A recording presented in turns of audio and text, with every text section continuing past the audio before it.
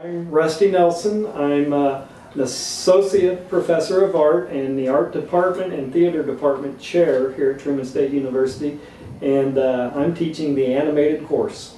The animated course is a course related to traditional animation, cell-frame animation, stop-motion animation, and claymation predominantly. So they have the three different processes they go through. The cell frame animations, where they animate each cell frame by frame, drawing each piece of action on a different sheet of paper, and then they scan that into Photoshop, and we use Photoshop to create the animation. The stop motion is using a camera where you shoot each frame of the animation frame by frame by frame, and then assemble again in Photoshop in the same process as the cell frame.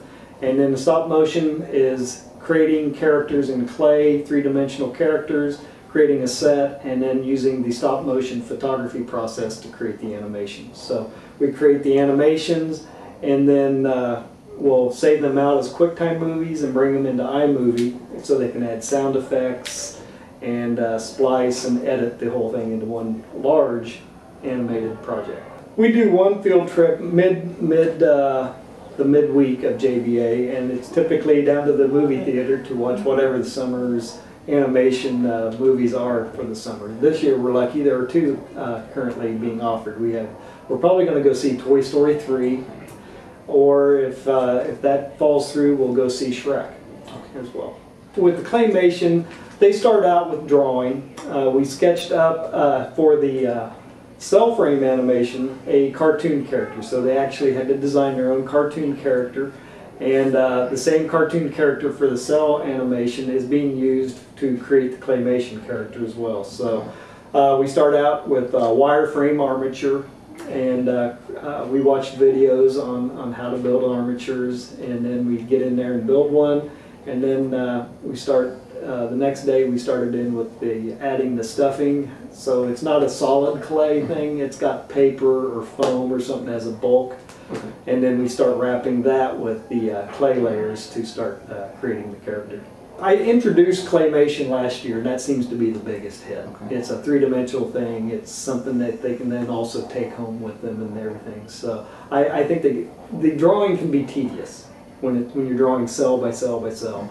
And we work at a web quality level, so it's only 7 frames per second. But if you have a 15-second animation, that's 105 frames to draw. So that gets a bit tedious, and they definitely have some thoughts on the aspects of drawing 105 frames. And then once we get into the photographic processes, it's a little better. So the claymation is supposed to be a 30-second animation, 7 frames per second, so they have about 210 frames to shoot and assemble and process the imagery and get it into iMovie. We also went through a stage where we created a set, a scene.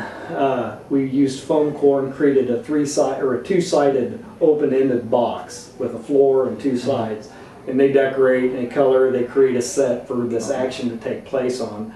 And then it's just a simple matter of setting up a camera on a tripod and then introducing the characters, frame by frame photography, a photograph. You take a photo, you move in the character a bit, take another shot, whatever needs to move on the character. If he's walking, a leg moves, an arm swing.